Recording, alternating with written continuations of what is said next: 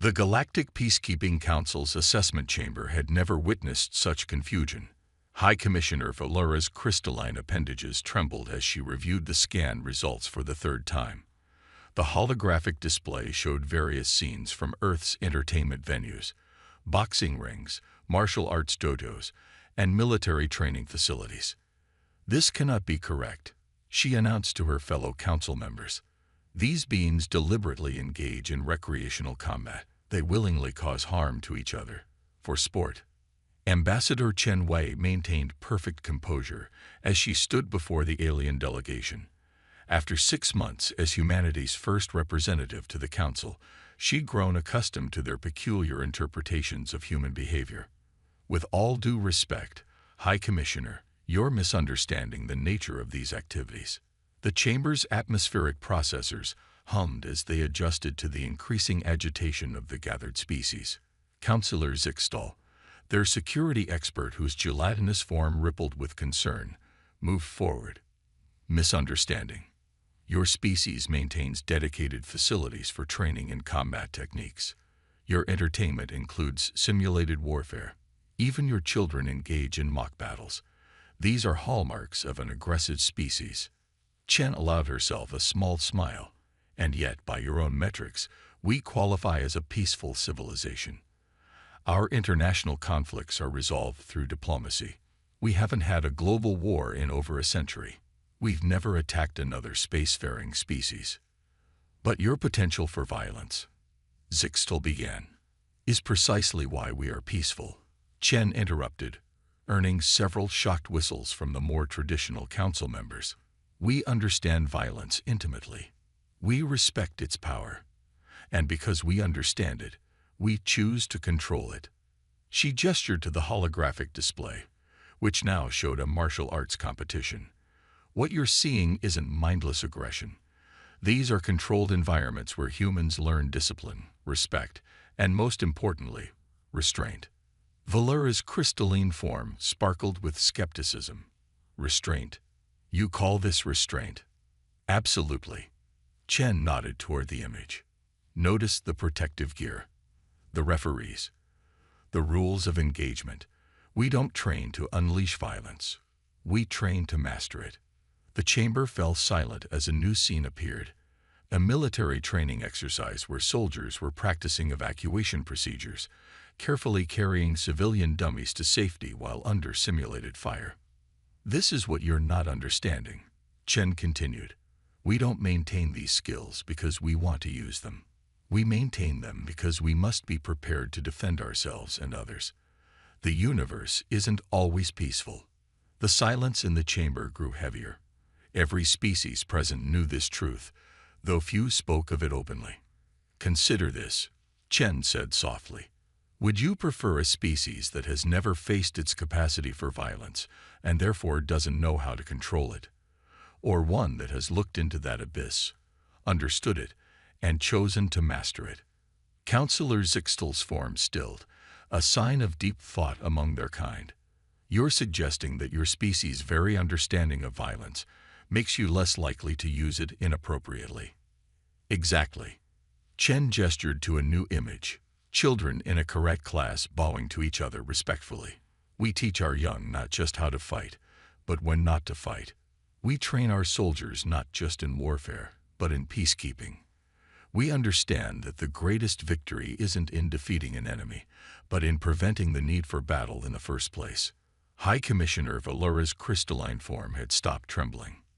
"This is a perspective we hadn't considered, but it raises new concerns. If your species is so prepared for combat, what prevents you from using these skills aggressively?" Chen's smile widened slightly. "The same thing that brings me here today. Our desire for peaceful cooperation. We've learned through our own history that violence should be the last resort, not the first option. Our training isn't about seeking conflict. It's about being prepared to protect ourselves and others." The chamber erupted in multilingual discussions, translation devices working overtime to keep up with the various debates. Chen waited patiently as the council processed this new perspective on human nature. Finally, Valera raised her primary appendage for silence. Ambassador Chen, your explanation is unsettling, but compelling. We need time to discuss its implications. However, she added, her crystalline form catching the light in a way that suggested curiosity, I believe we would benefit from a more detailed understanding of these training methods. Of course, Chen replied, maintaining her diplomatic composure despite her satisfaction. Though I should warn you, understanding human combat sports might be less disturbing than understanding why we consider our rules of engagement to be acts of mercy. The confused murmurs that filled the chamber suggested that humanity's first cultural exchange with the Galactic Council was about to become much more interesting. Colonel Sarah Martinez stood before the Galactic Council's Military Affairs Committee, her dress uniform pristine, her expression neutral. The holographic display behind her showed various military scenarios, each highlighting different aspects of human warfare doctrine. The assembled alien representatives watched with a mixture of fascination and horror. Let me ensure I understand correctly, General Caxter of the Centaurian Defense Force said, his scaled armor clicking as he leaned forward. Your military forces are required to accept additional risk to their own personnel to minimize civilian casualties. That's correct, Martins replied. Rules of engagement often require visual confirmation of hostile intent, even if it means allowing potential enemies to get closer than we prefer. The chamber's environmental systems struggled to maintain stability as several species' agitation affected local atmospheric conditions.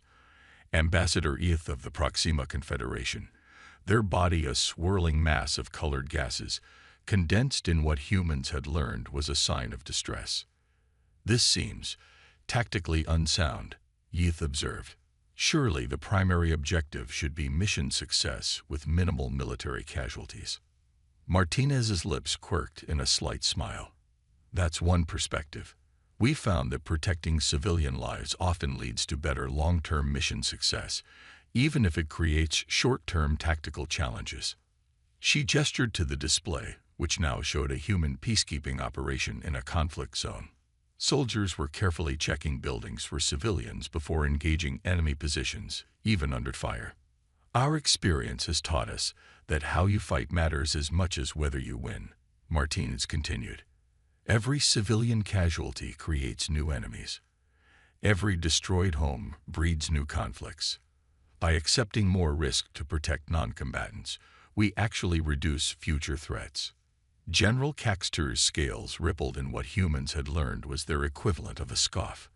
And yet your species is considered one of the most effective military forces in known space. These restrictions don't hamper your combat effectiveness. On the contrary, Martins replied, bringing up new tactical displays. They make us more effective. When you have to think carefully about every shot, when you have to justify every use of force, you become more precise, more controlled, more lethal when necessary. The display shifted to show human special forces conducting a hostage rescue operation. The precision of their movements, the careful target discrimination, the minimal collateral damage. It was a ballet of controlled violence that made several committee members recoil. This is what you're not understanding, Martinez explained. We don't follow these rules because we're weak. We follow them because they make us stronger. Any species can destroy. The real challenge is to achieve your objective while minimizing unnecessary harm. Ambassador Yth's gaseous form swirled more rapidly. But surely in actual combat situations, these rules become flexible. No, Martinez said firmly. That's when they matter most. In fact, we have specific protocols for investigating potential violations. Soldiers can face serious consequences for disregarding these rules, even in combat. The chamber fell silent as the implications sank in. Finally, General Caxter spoke again, his tone contemplative. You enforce restrictions on your own forces, even if it gives your enemies an advantage. We do. Martinez's expression remained steady. Because we've learned that how you conduct yourself in war shapes what kind of peace you can achieve afterward. Our rules of engagement aren't just moral guidelines. They're strategic assets. She brought up a final display, statistics showing conflict resolution, and post-war stability rates. When populations see that we hold ourselves to high standards, that we risk our own lives to protect civilians, they're more likely to work with us, more likely to maintain peace after the fighting stops. Ambassador Youth's form had stabilized somewhat. This is not how most species approach warfare. No, Martinez agreed. Most species either avoid violence entirely or embrace it completely. We've chosen a different path: to understand violence, to master it, and to use it with precision and restraint when necessary. General Caxter's scales had taken on a different pattern, one that indicated deep thought. And you believe this makes your forces more effective, not less. I know it does, Martinez replied. Because when we do have to fight, we fight with clear purpose and clear constraints. Our soldiers know exactly what they can and cannot do. That clarity, that discipline, it makes us more formidable, not less. The committee chambers hummed with quiet discussions as the various representatives processed this information. Martinez waited patiently, knowing that this concept, that restrictions could be a source of strength, was foreign to many species. Finally, Ambassador Youth spoke again. Colonel, we would be interested in learning more about these rules of engagement, perhaps through a practical demonstration. Martinez nodded, carefully hiding her satisfaction. Of course, though I should warn you, watching how humans train for war might be even more unsettling than learning about our rules. The ripple of unease that passed through the chamber suggested that the committee was about to discover just how deep humanity's paradoxical relationship with controlled violence really went. The observation deck of the United Nations Combined Training Facility buzzed with an alien frequency as the Galactic Council delegates watched the exercise below. Through reinforced windows, they could see a simulated urban environment where human military forces were conducting what they called a peacekeeping scenario.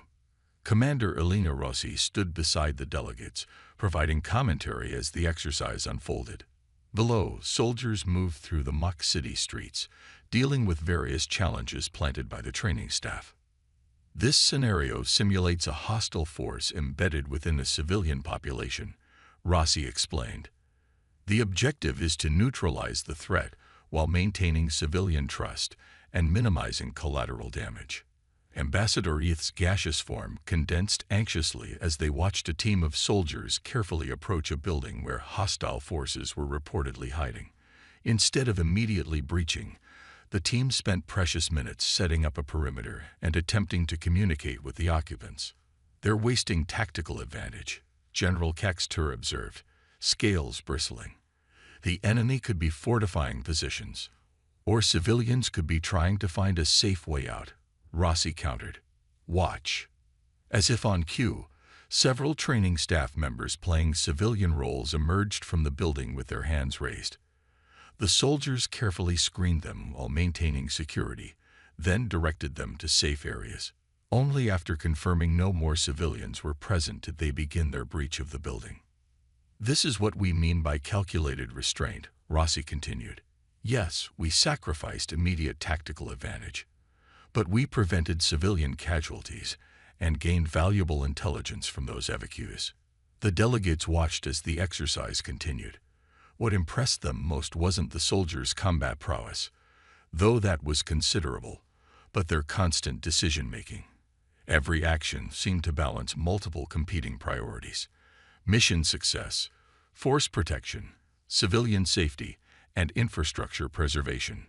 Notice how they're using less lethal options when possible, Rossi pointed out as a team used stunning devices to subdue a hostile who appeared to be mentally unstable rather than truly malicious.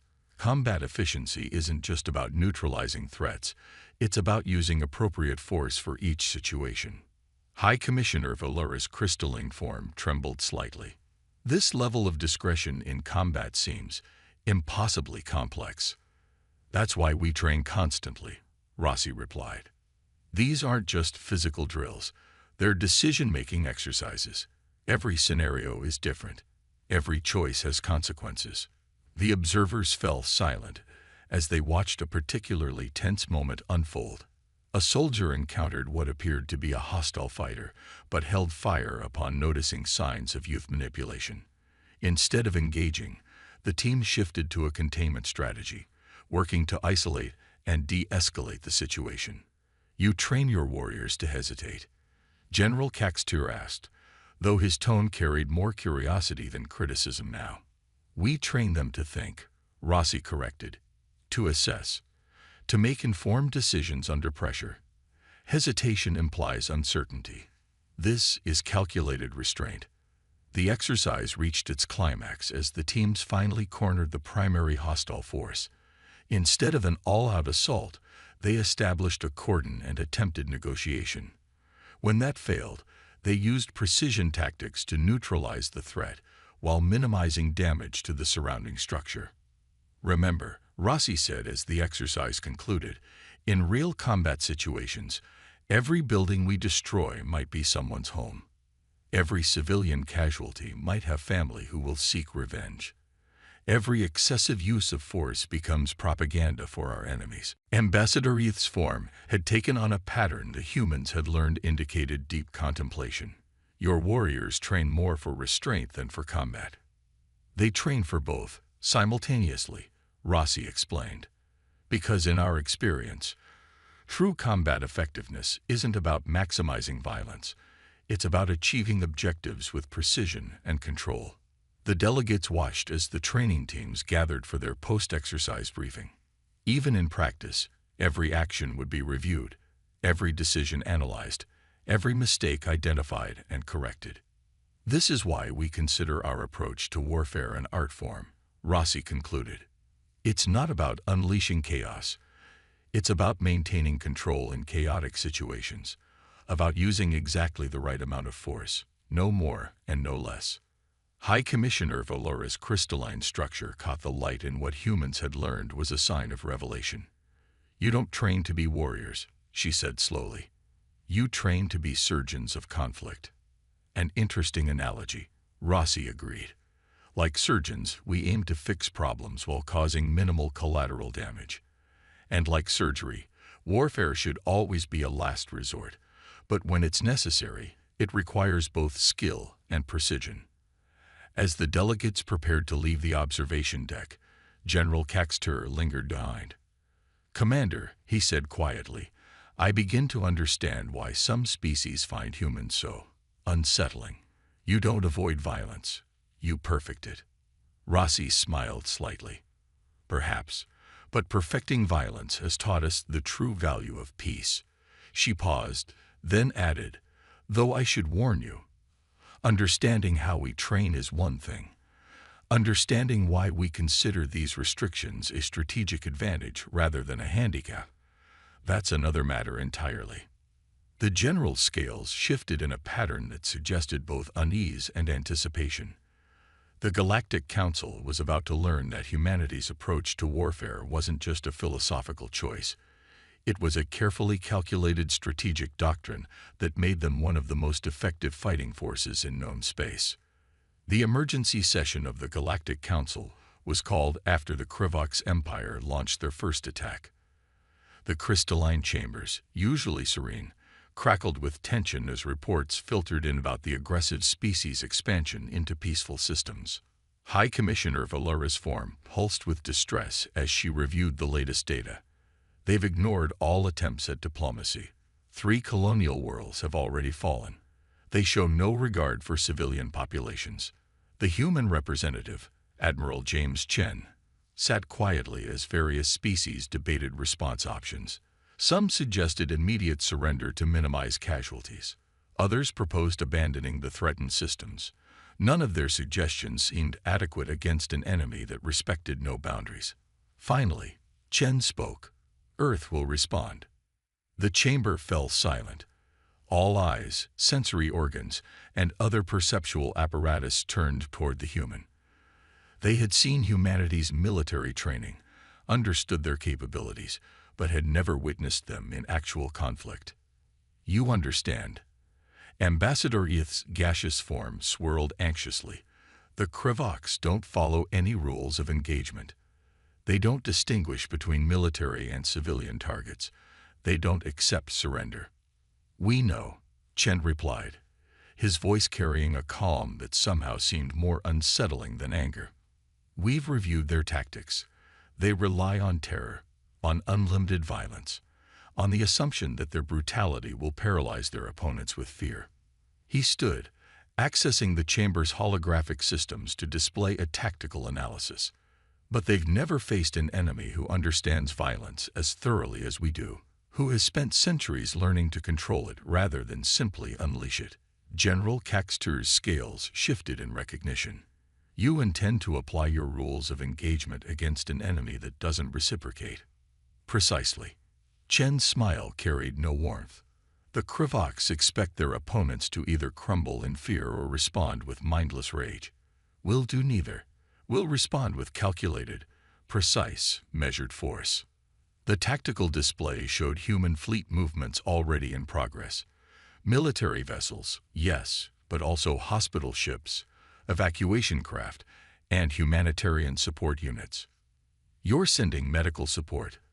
Valora asked, her crystalline form vibrating with confusion, into an active combat zone. Of course. Chen's expression remained steady. This isn't just about defeating the Krivoks. It's about showing every species in the galaxy that there's a better way to wage war, that you can be effective without being barbaric. The next several hours were spent discussing strategy. The human approach baffled many of the council members. They were deploying significant resources to evacuate civilians, even Krivok civilians, from combat zones. They were establishing medical facilities that would treat all casualties, regardless of origin. They were broadcasting clear rules of engagement and surrender protocols on all frequencies, even though the Krivoks had never shown interest in such concepts. This seems inefficient, General Caxter observed. On the contrary, Chen replied. Every civilian we protect weakens the Krivoks' narrative that we're no better than they are. Every enemy combatant we treat humanely becomes a potential source of intelligence and, eventually, a witness to our methods. We're not just fighting their forces, we're fighting their entire philosophy of warfare. The first reports from combat engagements started arriving.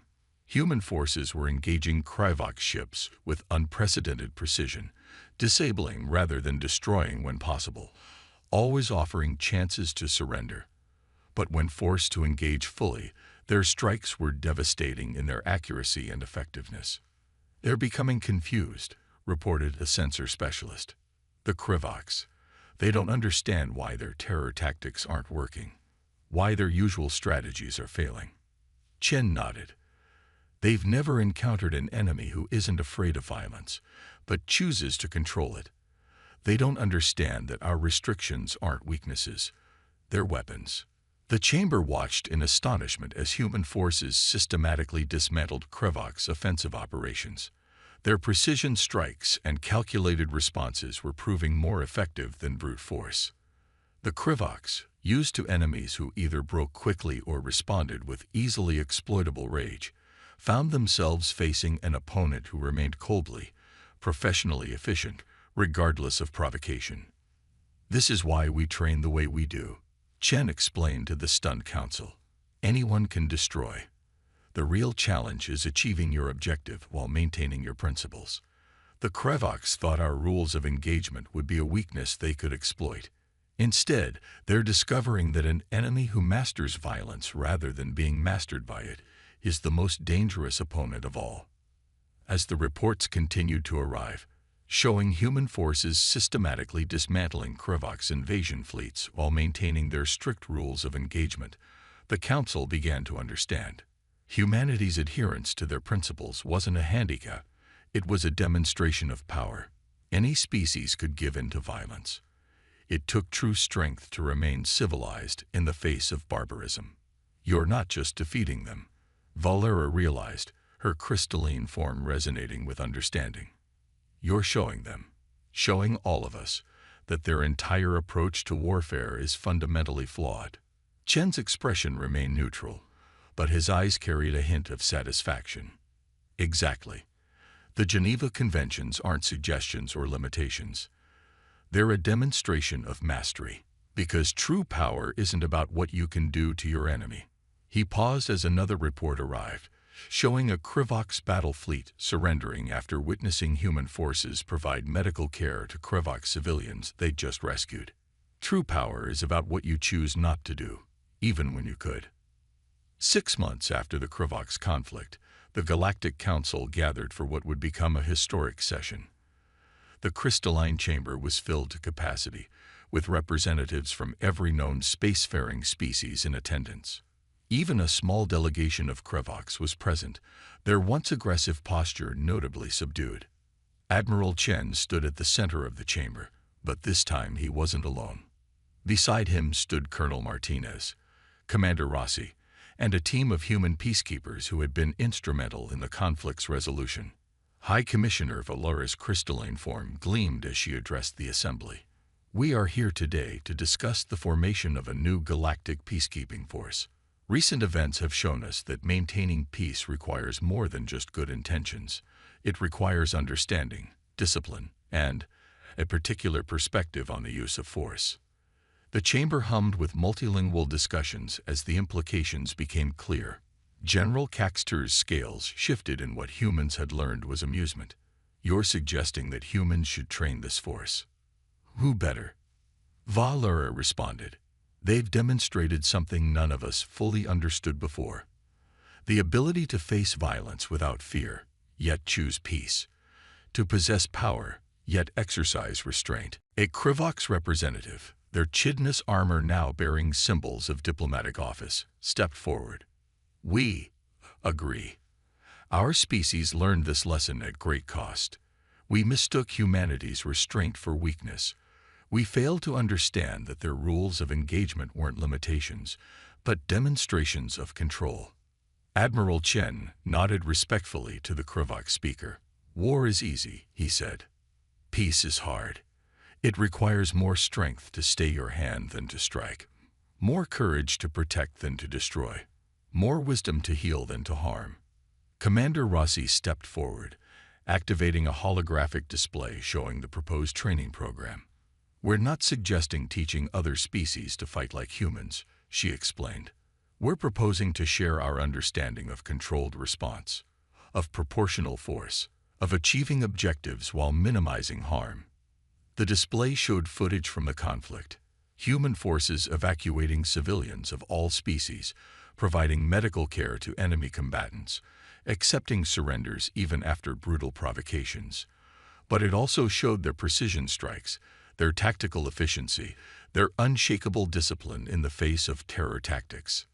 What we offer, Colonel Martinez added, is not just training in combat techniques, but in the philosophy that makes them effective.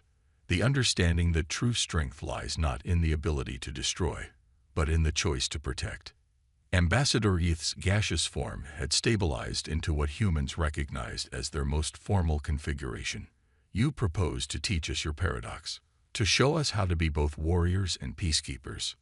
No, Chen replied with a slight smile. We propose to show you that there is no paradox, that understanding violence and choosing peace are not contradictory, but complementary. That the same principles that make us effective in combat make us effective in peace. The chamber erupted in discussions again, but this time the tone was different. Species that had once feared humanity's potential for violence were beginning to understand it in a new light. The Krivox, who had once dismissed human restraint as weakness, now spoke of it with something approaching reverence. Consider this, Chen continued once the chamber quieted. Every species here has faced the same challenge: how to maintain peace while being prepared for war. Some chose to reject violence entirely, leaving themselves vulnerable. Others embraced it fully, becoming what they feared. Humanity found a different path. He gestured to the human peacekeepers standing at attention. We chose to understand violence, to master it, but not to be mastered by it. To maintain the capability for force while choosing when not to use it. To be prepared for war precisely so we can better maintain peace. High Commissioner Valera's crystalline form resonated with what humans had learned was their equivalent of profound approval. And now you offer to teach us this balance. We offer to share what we've learned, Chen corrected gently. About the strength found in restraint, the security found in precise control, the power found in choosing mercy over vengeance. The vote that followed was unprecedented in its unanimity. Species that had once viewed humans with suspicion now sought their guidance. The Krivoks, who had dismissed human rules of engagement as foolish restrictions, now requested to be among the first trained in their methods. As the session concluded, General Caxtur approached Chen privately. "You know," he said, his scales shifting in contemplation, "when we first encountered humans, we thought you were contradictions, warriors who chose not to fight, soldiers who prioritized saving lives, a species that trained endlessly for war while preferring peace." Chen smiled. "And now we understand," the general replied. "You're not warriors who learned mercy. You're guardians who mastered war. And perhaps that's exactly what this galaxy needs." The human admiral looked out over the chamber, where representatives of dozens of species were already forming groups to discuss the new peacekeeping initiative. "That's the final lesson we offer," he said quietly. "True peace isn't found in the absence of violence, but in the mastery of it. Not in the rejection of force, but in the wisdom to know when not to use it." He paused, watching as former enemies began working together, united by a new understanding of what it meant to be truly civilized. And perhaps that's humanity's real gift to the galaxy, not teaching others how to fight, but showing them a better way to keep the peace.